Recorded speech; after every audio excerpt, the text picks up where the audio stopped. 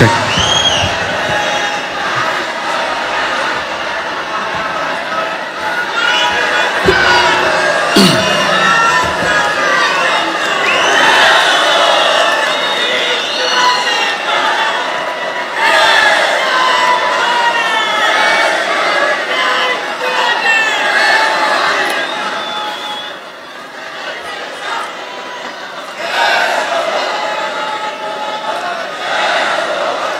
सन्माननीय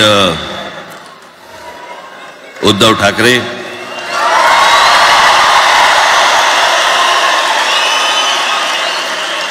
आणि माझ्या जमलेल्या सर्व तमाम मराठी बांधवांनो, भगिनींनो आणि मातांनो,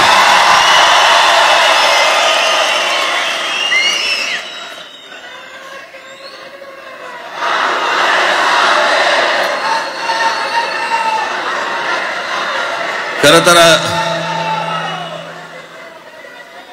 दोघांची भाषणं संपली ना की एकत्र आरोळ्या ठोका.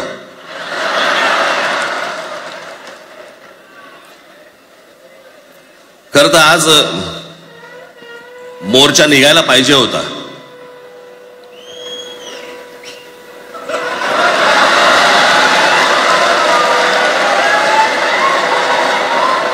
तोंडानेच आहे ना.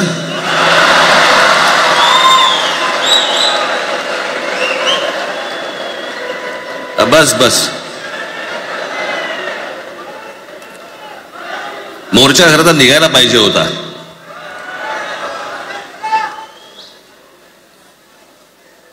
मराठी माणूस कसा सर्व बाजूने एकवटतो याचं एक चित्र मोठ्या प्रमाणावरती उभं राहिलं असतं.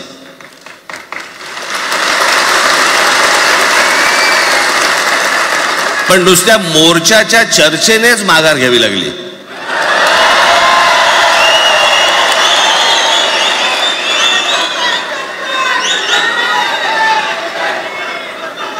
खरं तर आजचाही मेळावा हा खरं तर शिवतीर्थावरती मैदानात व्हायला पाहिजे होता.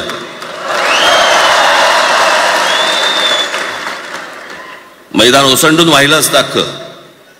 पण पाऊस आहे, पावसामध्ये सगळ्या ठिकाणी अशा प्रकारचे काही जागा मिळत नाहीत फारशा मुंबईमध्ये, आणि म्हणून आज तुम्हाला सर्वांना इथे यावं लागलं. मी बाहेर जे उभे आहेत त्यांची मी दिलगिरी व्यक्त करतो की त्यांना आतमध्ये येता नाही आलं, परंतु आता काही स्क्रीनवरती आटपा.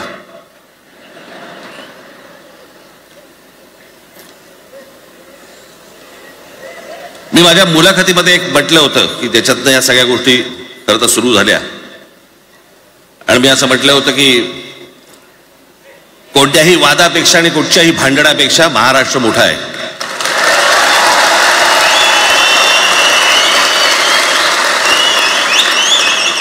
आज जवळपास 20 वर्षानंतर मी आणि उद्धव आम्ही एका व्यासपीठावरती आज येतो आहोत.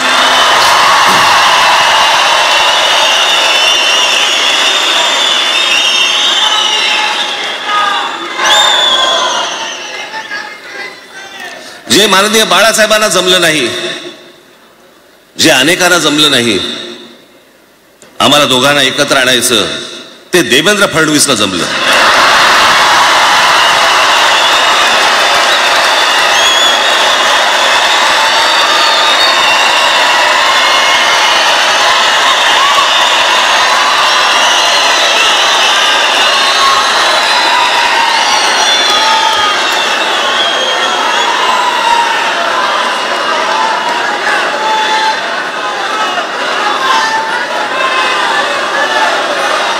आता बऱ्याच सगळे चॅनल्सचे सगळे कॅमेरे तिकडे लागलेत, इकडे लागलेत.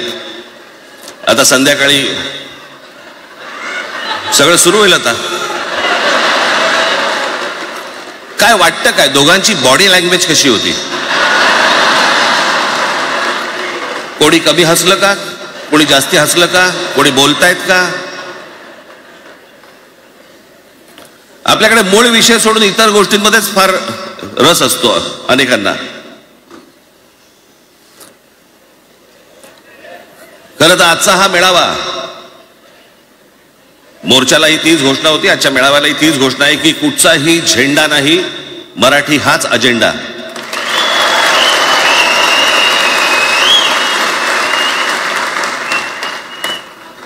माझ्या मराठीकडे, माझ्या महाराष्ट्राकडे वेडावाकड्या नजरेने पाहायचं नाही कोणी.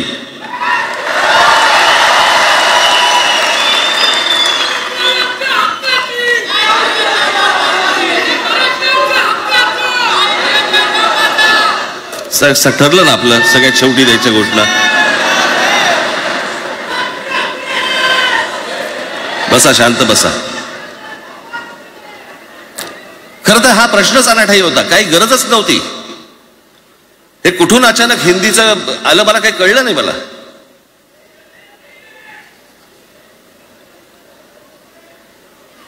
आणि हिंदी कशासाठी? हिंदी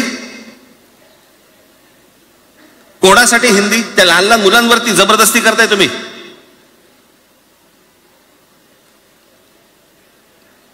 कोणाला विचारायचं नाही, शिक्षण तज्ञांना काही विचारायचं नाही, कोणाला काही विचारायचं नाही. बस आमची सत्ता आहे, आमच्याकडे बहुमत आहे, आम्ही लादणार. तुमच्या हातात सत्ता असेल ती विधान भवनात, आमच्याकडे सत्ता आहे रस्त्यावर.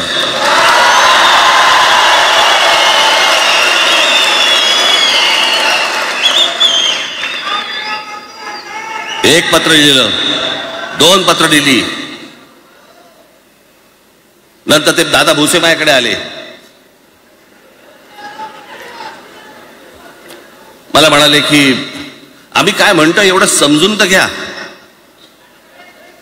एवढं काय म्हणतो एवढं ऐकून तर घ्या. म्हटलं दादा तुम्हाला एक गोष्ट सांगतो, तुम्ही काय सांगता ते ऐकून घेईन पण ऐकणार नाही.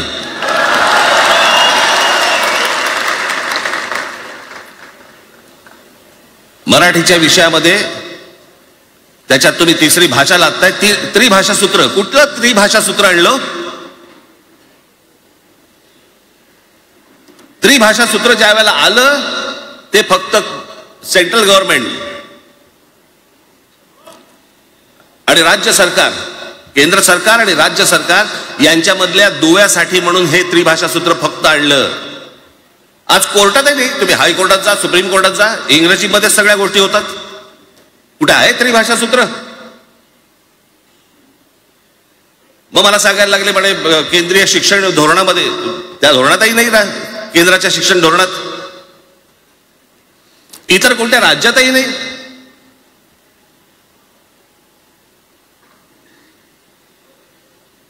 महाराष्ट्रात प्रयोग करून पाहिला तरी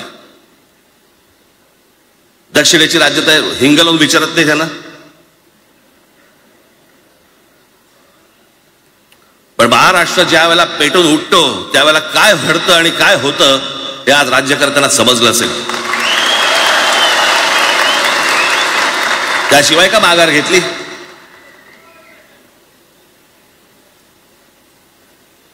विनाकारण आणलेला विषय होता. मी त्या दिवशी भुसेंना सांगितलं, म्हटलं मला सांगा उत्तर प्रदेश, बिहार, राजस्थान, मध्य प्रदेश कोणती तिसरी भाषा आणणार आहेत? खरं तर आणली पाहिजे.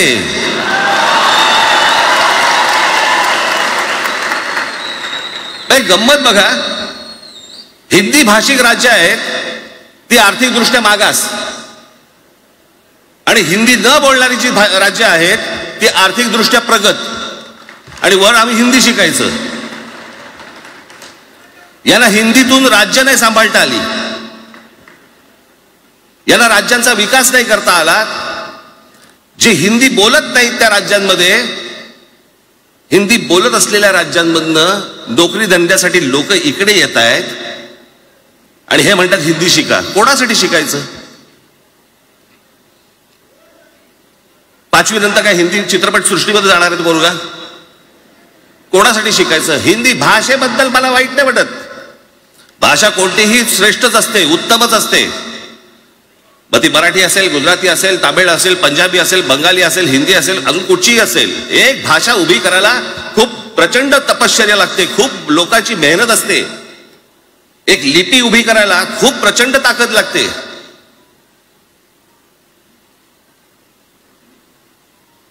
अशाच भाषा काय उभ्या राहत नसतात.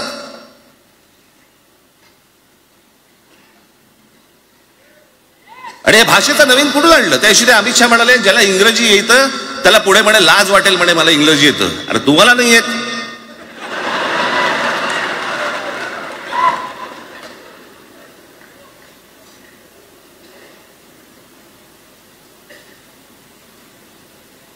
या संपूर्ण हिंद प्रांतावरती 125 वर्ष 1400 वर्ष मराठ्यांनी राज्य केलं. 1400 वर्ष इतक्या राज्यांवरती आम्ही राज्य केलं. तो त्यावेळेला राज्यच नव्हती, पण जे प्रदेश होते त्याच्यावरती राज्य केलं. आम्ही मराठी लादली गुजरातवरती, मध्य प्रदेशवरती, राजस्थानवरती, पंजाबवरती, इतर सगळ्या प्रांतांवरती जिथे जिथे म्हणून अटोकपर्यंत पोहोचले होते मराठा साम्राज्य, आम्ही लादली. अरे हिंदी भाषा आहे, 200 वर्षापूर्वीची भाषा आहे, महाराजांच्या काळात पण नव्हती.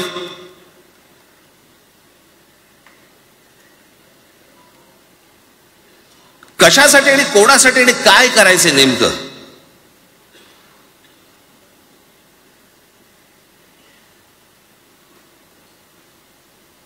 यांनी फक्त चाचपडून पाहिलं, चाचपडून. मुंबई स्वतंत्र करता येते का याच्यासाठी अगोदर जरा थोडंसं भाषेला डिवचून बघू. महाराष्ट्र शांत राहिला तर पुढे ते पाऊल टाकू.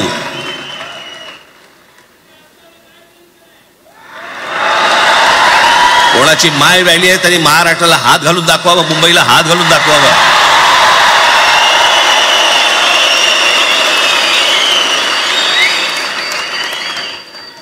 त्या मजाक वाटला काय?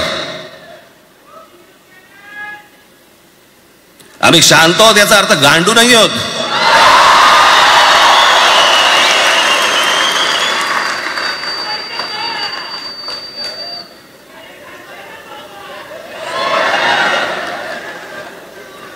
काही अंगावरती लादायचा प्रयत्न करता आणि मग आता माघार घेतली ना, मग माघार घेतली त्याचं काय करायचं? मग वेगळ्या ठिकाणी वळवा सगळं प्रकरण. वेगळ्या ठिकाणी म्हणजे कुठे? ठाकरेंची मुलं इंग्रजी मीडियम मध्ये शिकली, बरं, मग पुढे? म्हणजे दादा भुसे मराठी मीडियम मध्ये शिकून शिक्षण मंत्री झाले, देवेंद्र फडणवीस इंग्रजी मीडियम मध्ये शिकून मुख्यमंत्री झाले. कुठे काय शिकले याचा काय संबंध?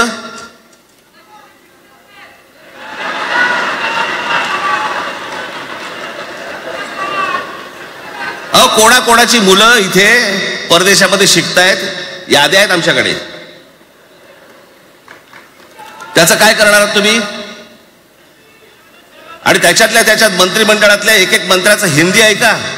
फेफरं येईल, फेफरं.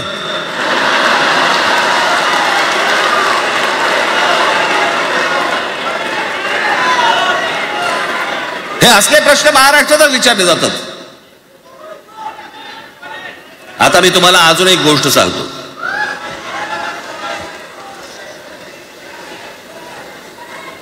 आम्ही मराठी मीडियम मध्ये शिकलो, हो शिकलो.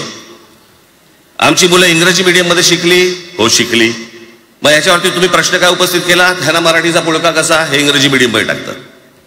बरं, सन्माननीय माननीय बाळासाहेब ठाकरे आणि माझे वडील श्रीकांत ठाकरे हे इंग्रजी मीडियम मध्ये शिकलेले आहेत. या दोघांवरती तुम्ही मराठीबद्दल शंका घेऊ शकता का?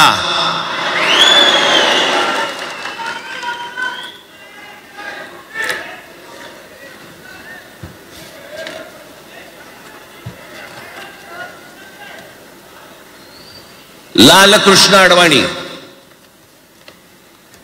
Saint Patrick high school Christian missionary school मध्ये शिकले. हिंदुत्वावर शंका घेऊ का त्यांच्या? कॉन्व्हेंट स्कूल मध्ये शिकलेले आहेत अडवाणी. दक्षिण भारतामध्ये बघा, तमिळच्या प्रश्नावरती, तेलुगूच्या प्रश्नावरती कडवटपणे समोर येऊन उभे राहतात. कोण विचारते ना तुमची मुलं कुठे शिकली आणि तुम्ही कुठे शिकलात?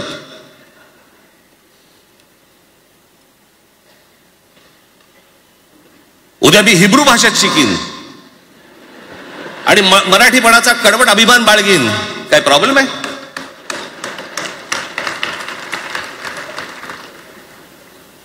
मी आता तुमच्याकडे दक्षिणेतले इंग्रजीमध्ये अगदी थोडक्यात यादी आणली आहे. दक्षिण भारतातील इंग्रजी माध्यमात शिकलेले नेते आणि अभिनेते: जयललिता दोवेंतो English medium school, Stalin English medium school लायला, Kanimozhi Presentation Convent School, Udhayanidhi म्हणजे करुणानिधींचा नातू डॉन बॉस्को, चंद्रबाबू नायडू वडील इंग्लिश टीचर होते, शिक्षण इंग्रजी माध्यमात झालं. पवन कल्याण आंध्र उपमुख्यमंत्री, शिक्षण सेंट ॲन.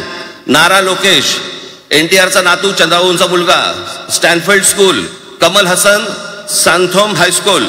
अभिनेता विक्रम मॉटफोर्ड स्कूल. अभिनेता Suriya English medium. AR Rahman आधी पद्मशेषाद्री बालभवन आणि नंतर मद्रास कृष्णनी हायस्कूल. परवा दिवशीचा एक प्रसंग सांगतो. एका व्यासपीठावरती तामिळनाडूमध्ये AR रहमान व्यासपीठावरती उभे होते, काहीतरी कार्यक्रम होता, त्या बाई तामिळमध्ये बोलत होत्या. अचानक ती बाई हिंदीत बोलायला लागली. त्याच्यावरती रहमानने तिच्याकडे असं बघितलं, बोलला हिंदी, आणि व्यासपीठावरनं खाली उतरला.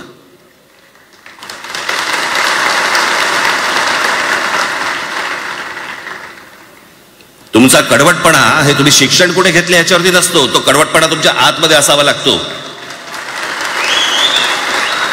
म्हणजे बाळासाहेब इंग्रजी मीडियम मध्ये शिकले, इंग्रजी वर्तमानपत्रामध्ये व्यंगचित्र काढायचे, पण मराठीचा अभिमान याच्या बाबतीत कधी तडजोड नाही केली.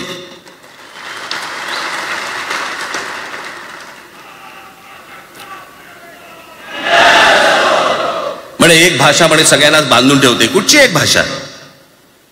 आजपर्यंत काय वाकडं झालं? भाई आपल्या संरक्षण खात्यामध्ये घ्या.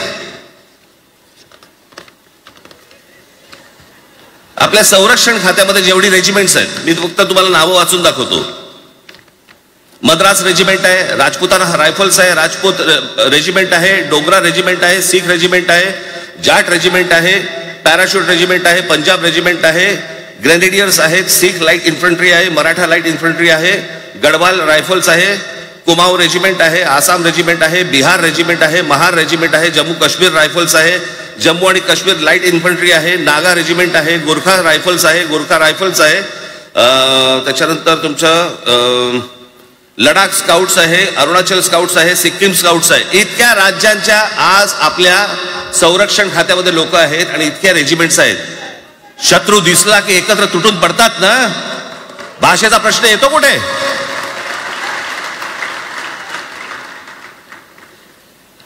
या देशामध्ये जेव्हा भाषावार प्रांतरचना झाली तीच या गोष्टींसाठी झाली ना, की प्रत्येक भाग तसे भाषांचे होते म्हणून. मग या सगळ्या गोष्टी का सुरू केल्यात तुम्ही? कशासाठी सुरू केल्यात? काय याच्या मागचं राजकारण? आत्ता सांगून ठेवतो. आज तुम्ही सगळेजण मराठी म्हणून एकत्र आलात. आज महाराष्ट्रामधला तमाम मराठी आज मराठी म्हणून एकत्र आला. टाळ्या वाजू नका. मी काय सांगतोय नीट ऐका. याचा पुढचं राजकारण ह्यांचं पुन्हा तुम्हाला जातीमध्ये विभागायला सुरुवात करतील. पुन्हा हे जातीचं कार्ड खेळायला सुरुवात करणार. मराठी म्हणून तुम्हाला कधी एकत्र येऊ देणार नाहीत. हे जातीपातीमध्ये विभागायला सुरुवात करतील. आता हे सुरू केलं. काल कोणाच्या ते व्यापाऱ्याच्या कानफडीत मारली मीरा भाईंदरला. त्याच्या काय इथे लिहिलं होतं काय गुजराती?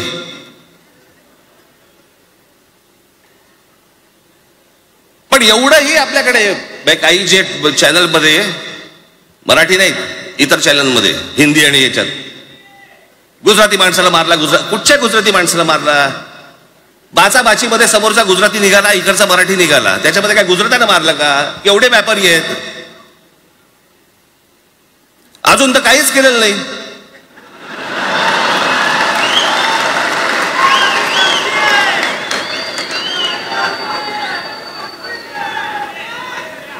अर्थात त्यांना मराठी आली पाहिजे याच्याबद्दल वाद नाही. विनाकारण उठसूट काय मारामारी करायची गरज नाही आणि मारायची गरज नाही. पण जर जास्ती नाटकं केली तर कानाखाली आवाज काढलाच पाहिजे तुम्ही. पण चूक त्यांची असली पाहिजे.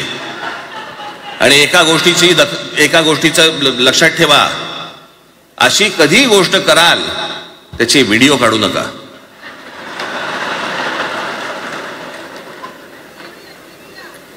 आपल्यामध्येच त्यांना कळलं पाहिजे. कळलं का? मारणारा कधी सांगत नसतो, मार खाणारा सांगत असतो मला मारला म्हणून. त्यांना सांगू देत. पण याचा अर्थ उठसूट कोणालाही उगाच मारायचं काही कारण नाहीये. अनेक लोक आहेत, अनेक गुजराती लोक आहेत, माझ्या अनेक परिचयाचे आहेत. माझे एक मित्र आहेत नयन शहा म्हणून, त्याला मी गुजराती म्हणतो. तुमचा विश्वास बसणार नाही इतकं अप्रतिम मराठी तर बोलतोच, विनोदाचंही अंग आहे. आणि शिवाजी पार्क मैदानामध्ये फिरताना कानाला हेडफोन लावून पु ल देशपांडे ऐकणारा गुजराती आहे.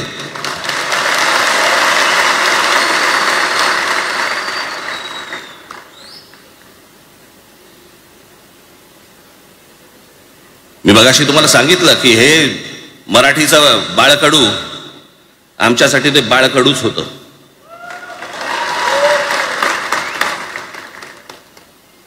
मी मागे एक प्रसंग सांगितला होता, आज मुद्दा म्हणतो प्रसंग सांगतो आपल्याला की हे आमच्या धमन्यांमध्ये आलं कुठून. मी एवढा महाराष्ट्रासाठी मराठीसाठी कडवट का झालो. लहानपणापासूनचे अनेक प्रसंग आहेत माननीय बाळासाहेबांबरोबरचे, पण मी एक प्रसंग कधीही विसरणार नाही. आणि तो 1999 सालचा आहे. त्या 1999 साली शिवसेना भारतीय जनता पक्षाची युती सरकार येणार नाही अशी परिस्थिती होती.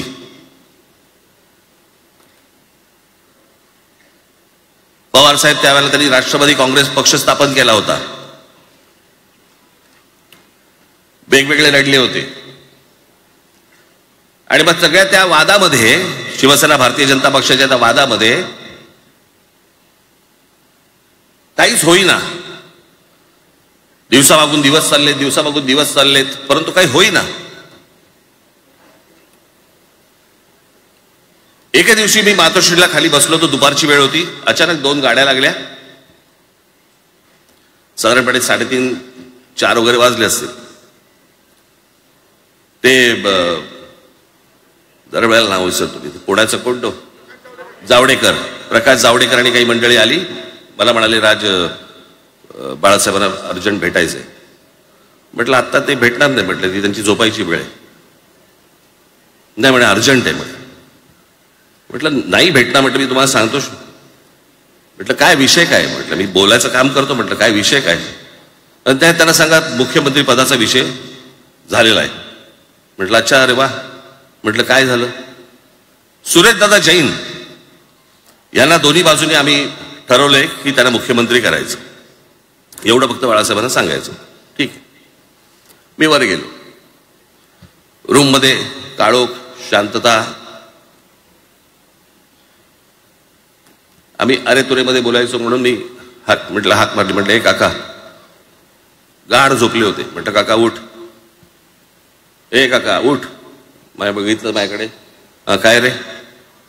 म्हटलं नाही ती सगळे खाली जावडेकर वगैरे सगळी मंडळी आली आहेत. म्हटलं बरं मग. नाही ते म्हणतात ते मुख्यमंत्री पदाचा विषय झालाय म्हणून. म्हटलं पण ते मला काय झालं.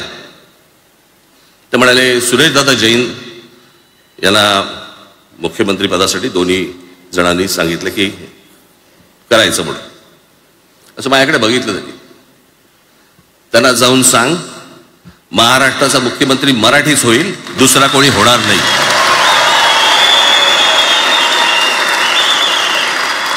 मराठी या एका विषयासाठी मला तिकडे कळलं की या माणसाने सत्तेवर लाथ मारली.